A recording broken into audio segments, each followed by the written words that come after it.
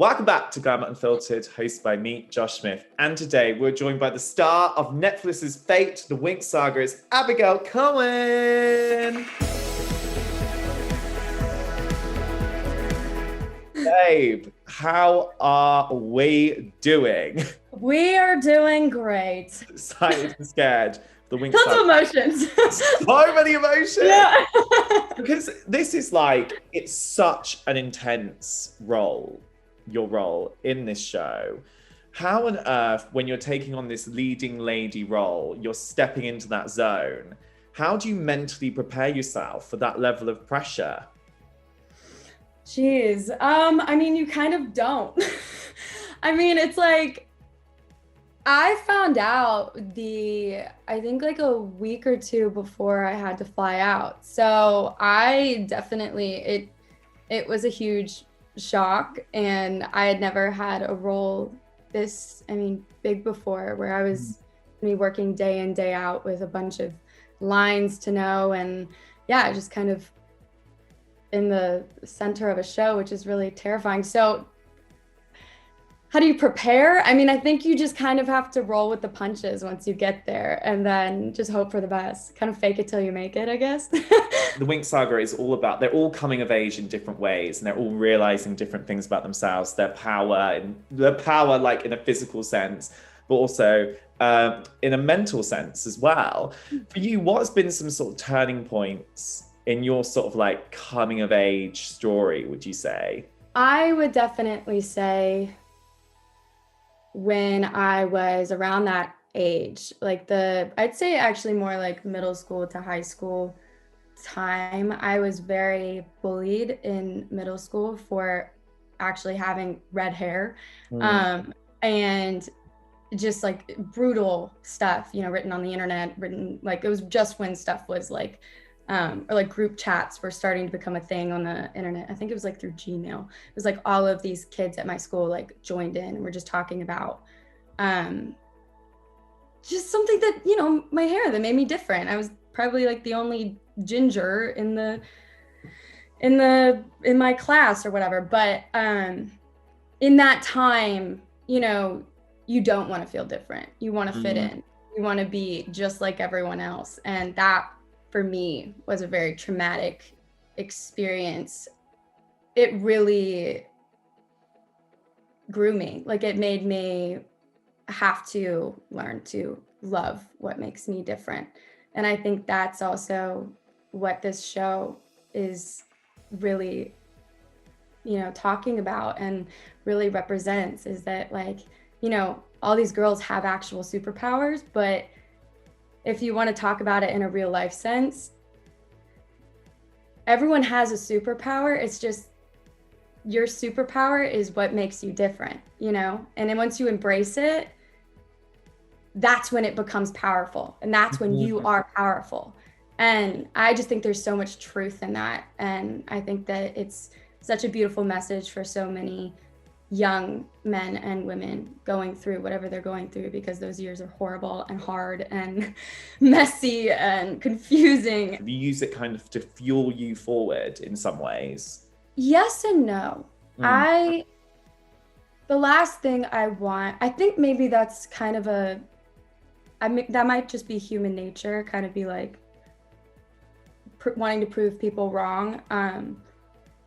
I don't know if I want to live in my career and in my life like that, because also I feel like if I were to, it could also be kind of a recipe for disaster, because so many people, once they get to the level that they've been hoping to get to, and it's to like prove everyone wrong, they get there and they're kind of like, okay, what now? Because they're not doing it out of like the goodness of their own heart and out of like the love for the craft. They're doing it out of like a F you type of situation. So I definitely, I would be lying if I haven't felt that feeling of like anger and like, I want to go get there. But I also, I want to check in with myself a lot. And I want to like hold myself accountable and be like, whoa, whoa, whoa, whoa, whoa. That's not a good way to live.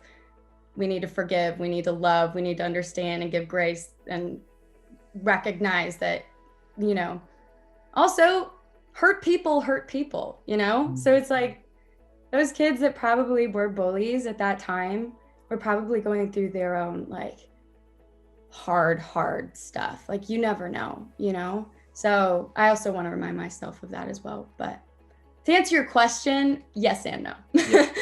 But I think as well, like success, that comes back to what success means, doesn't it? Because you have to dictate success by your own standards and not by everything external all the time. Because if you're always doing it to be like, oh, I need to get this show, or I need to get to a certain number of Instagram followers to feel validated, then you're never going to feel fully validated within. No, it's so true. It's so true. I mean, that's why it's an age-old story of like the most, you know, successful people are usually the loneliest. And it's because I think it's all about intention. Like if you're doing it for exactly like the reason of validation or to fill a void, like you're never gonna, that's the kind of funny part of it, is that you're never going to fill it because you're never going to get enough validation because all you're doing is focusing on it. And there's so many people in the world, you're going to have to go get it from that person and that person and that person. But if you just like focus on you and what your heart wants and how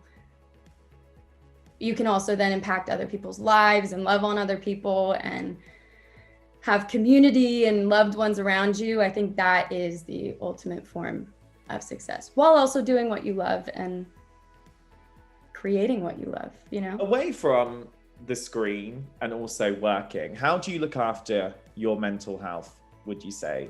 How do you manage it? Definitely, I've learned I'm an introvert, so, but I can get carried away with kind of, I guess, people pleasing in a sense of like, forgetting that I'm an introvert and really overextending myself. So making sure that I do listen and check in with myself a lot and see if I'm getting kind of overstimulated or see if I'm feeling really heavy or just exhausted, and listening to that and honoring that. That's been a really big thing in my life that I've had to learn to kind of manage, because I'm pretty bad at that, but that really helps with me. Therapy as well, it's really wonderful. I'm all about therapy. I think we need to normalize it more and just get people talking and get people kind of just in touch with their emotions and their past, and realizing why certain people do things and why you feel a certain way. I mean, that's been life-changing for me as well. What do you think you've learned about yourself, and what are maybe the lessons you've taken away about yourself? Healing isn't linear. Like there will be times where you don't feel your best self, and that's okay. And to be patient with yourself and to continue on. This whole concept of beauty is such a charged concept in itself anyway. How's your relationship with the concept and idea of beauty changed throughout your life, and how have you become at one with your own beauty and your own self? From what I was saying before, I mean, I think, of course, when you're young, you, especially as a young woman, you know, all you see are you see media, and you see, you know, people's image of beauty, or even like where you grow up. You know, I grew up in Florida, and you know, I'm a pale redhead, and I was surrounded by tan blondes, and I was like, and they're beautiful to me, and I was like, if only I could be that my entire life. And that definitely fed into a lot of, you know, and I think everyone has that, like they want what they don't have. And I think it all boils down to embracing what makes you different is what also makes you beautiful. Like, I really do believe that. And I think that it's not, you know, this, you know, the perfect facial features or the perfect, you know, whatever the perfect body is, because that changes all the time. I really do think that if men and women just embraced what, in personality wise, you know, outward appearance, whatever, just embraced what that little thing was that also is a little bit of their insecurity, embraced it fully, and kept reminding themselves that it is beautiful, and other people can remind them that it's beautiful, because it also does, unfortunately, there are so many insecurities in society and within, you know, people, because other people also then will call them unattractive or call them ugly, and it's not always them hating themselves. It also does come from other people. Because comparison is just the robber of joy, right? That is so true. Because you can sit there and wonder, especially in this culture that we're now in, where we're literally looking at ourselves day in, day out. Like, I'm looking at myself now, like, obviously intently listening to you, but before I came on, I was like, oh my God, I look so red. I look blotchy. What's going on? And you spend so much time literally looking at yourself now in ways that you never did before. So you're constantly going like, wow, like, do I need a little something here? Do I need this? Do I need that? Like, that's what's so bad as well, isn't it? We're comparing ourselves how we looked on Zoom a day ago. Like, I'm telling you, yes. And on top of it, oh yeah, the Zoom stuff is, yeah, exactly. Usually when you're having a conversation with someone, you're just like talking directly to them. Yeah. Yeah. But you have the ability to be like, oh. You're like, oh God. Oh no, I'm listening. Yeah. It's great. No, I mean, I also think too, it's like Instagram is wonderful in its own way. I think it's great that it connects people and, you know, gives room for new types of conversation and ideas. But on the other hand, it is, I think, to a fault so about perfectionism that it is kind of right now, like, it's worrying me with I think it's getting better, I hope. And I think people are catching on, but I think for a bit it's been, I mean, I've